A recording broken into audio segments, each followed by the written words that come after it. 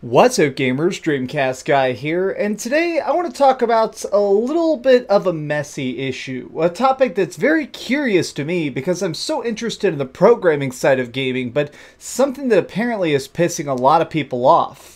So ever since the launch of any console, of course there's going to be hackers trying to break into the code, to try and figure out new ways to reprogram the consoles to play bootleg games or be web browsers or all sorts of interesting stuff like that. Well, just in the last couple weeks, we've seen major progress with both the PlayStation 4 and Nintendo Switch in this battlefield of programming. It looks like at this point, somebody has actually managed to fully hack the PlayStation 4 and put all sorts of third-party programs on it. What really surprises me here isn't the fact that people are making progress, it's the fact that people are actually quite upset that anybody's talking about it. Now, I want to just say it is a small group, but they are a very loud group. It's really interesting to me that people are actually saying that we shouldn't talk about this. That when it comes to hacking, zip your lips, just shut up. And I don't feel like that's a great way to handle this. Hacking in itself has actually led to some great advancements. I mean, if we're really getting down to it, the internet exists because of hackers. So many major advancements in game consoles are because of hackers. Originally, a lot of stuff like mods were considered hacks.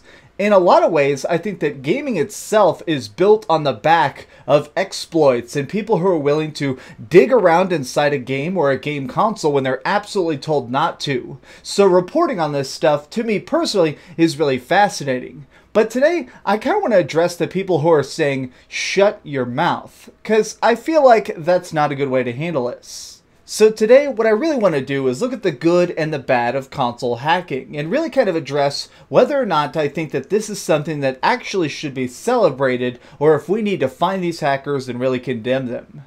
Starting out, let's look at the good. Now, I think a lot of people, you don't realize it, but creating a video game is really expensive. To even begin creating a video game can be very, very pricey. Buying a development kit from Sony can actually cost you $15,000 or $100,000. That is to begin to make a game. You're basically buying a set of schematics that show you what the console can do and how you can make it do it. This is really, really vital because it's basically like buying an instruction booklet for a VCR that's written in Chinese. You need the book that's written in English so you know what all the buttons do. Without it, it's incredibly complicated.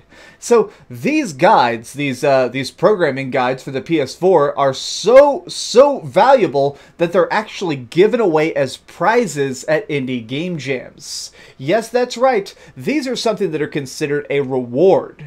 Now, what's interesting is, in the past, a lot of times when hackers manage to really start breaking open a console and figuring out what every piece of it does, one of the first things they make is actually a kit so that developers can just tinker around with it. They want to try and make it more accessible to anybody who kind of knows what they're doing. This has led to stuff like fan games, bootleg homebrew stuff, games that are being made completely without permission. One that I personally am a giant fan of is Pure Solar. This was made when they managed to fully break into the Sega Genesis. Once we knew every single in and out, this company, Watermelon Games, this is their little cool symbol, managed to make basically their own little kit to create this RPG. And it made it where they could actually make the biggest Sega Genesis game ever. This is longer, it has more incredible graphics than have ever existed, and all sorts of stuff like that, because hackers managed to break into this console and figure out and exploit every single part of it. This game is really cool, and what's really interesting to me is not only is it super fun to play, but the developers are actually really thankful to anybody who helped them actually create this. So I bought this, the developer wrote me a postcard thanking me for buying it. I think part of it's in French, so I have no idea what it says. But my point here is that hackers basically created that game. They put the first step on the ladder so people could get on and climb it. We've also seen stuff that was actually really, really good when it comes to hacking. Like with the original Xbox, way back in the day, one of the most annoying things that every single person seemed to despise was the fact that you could not watch DVDs on it unless you bought this stupid little thing. It was a tiny little thing that plugged into controller port 4 that lets you use a remote. They purposely disabled it. They made it where the CD drive, or the DVD drive, would not recognize movies until you bought this stupid add-on. It was basically DLC for DVDs, which is a super ignorant, it's so bad. That's super evil in my opinion. But what's interesting is one of the first things that hackers managed to do is break in there and just disable that. They just went in there, they found the little tiny switch, and they flipped it off. This arguably made the entire Xbox console better, and Microsoft, in their own silent way, agreed with that. They ended up patching out that stupid dongle years down the road in a way to try and make it where, okay, we acknowledge that we messed up. We want to correct this error, but they wanted to do that in a way where they're not coming out and actually thanking hackers. Now, people are also really breaking in the Nintendo Switch right now, trying to figure out anything they can. People are going around inside the Switch and discovering a possible hidden golf game and all sorts of stuff that might hint towards future firmware updates. But on top of this, we're sort of actually finding people just trying to see what all the Nintendo Switch can do. This is a very, very powerful handheld, but the potential is still pretty unknown. The limits of this thing aren't quite figured out. Can it do stuff like voice chat? That's the stuff that personally really fascinates me, and I want to know about it. And hackers are actually being able to physically open up the console and test different parts of it and discover where exactly the potential of this system lies. And that's cool to me. But let's face it, a lot of this stuff also has a very dark side. There are hackers who are just looking to completely screw over a console. There are people who just want to make it where every game is free. Every person who makes games should just be able to have their game pirated. Stuff like that is actually really dangerous, and I don't want to understate that. Let's be very clear, in my opinion, piracy done by really early on hackers is what murdered the PlayStation Portable. The fact that it was so easy to break into that and install custom firmware destroyed anybody ever having a chance of actually making a profit on that system. So because of it, every developer just had to abandon it. If we begin to see hacking in that style, I will be the first to condemn it. But I feel like a lot of people are very angry when we talk about even like positive hackers because they immediately think that it's going to lead to the second side. If you talk about the light, the dark will take over.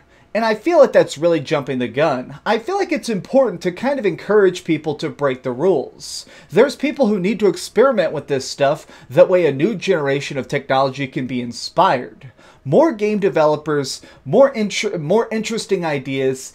Every single aspect of hacking can actually have more positives than negatives. It's just kind of disgusting to me that people only focus on the bad, and I mean this in both senses of the word. A lot of times when people are trying to hack a PlayStation 4, it's because they want free games. And the people who are afraid of people even talking about hacking on the PlayStation 4 are afraid of people bootlegging games. Everybody is focused on this tiny little aspect of hacking, and I wish they weren't. So I just want to say, if you are those people who are spamming comment sections saying, "Don't talk about it, don't talk about it, don't talk about it," you're not helping. At this point, I just want to say, more good is coming than bad. This is a great thing overall, because we're just going to be getting a lot more innovation in the future.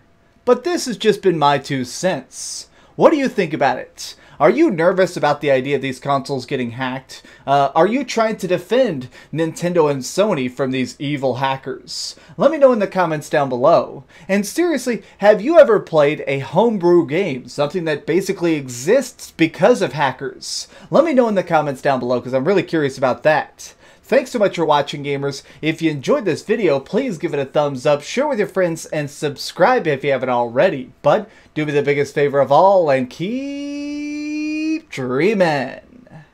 So check this out. You guys like to ask about the weird stuff in my collection occasionally. This is a fan book of Final Fantasy VII. Somebody wrote an entire novelization of Final Fantasy VII, and really, it's actually super well written. What's cool though is this guy can't legally sell it. You basically have to go to his website and print it yourself. But wow, it's really cool that something like this even exists. So yeah, keep on collecting and maybe don't leave any mean comments against hackers. I don't know, what's the moral of this story? Oh, hey, I was just playing a little bit of Grand Theft Auto on my Darth Vader PSP. Are you curious what I'm going to come out with next? Well, if you click this button, you'll be subscribed to be the first to know. Also, if you click over here and here, you can see my latest review and my latest top 10. I promise, it was super good.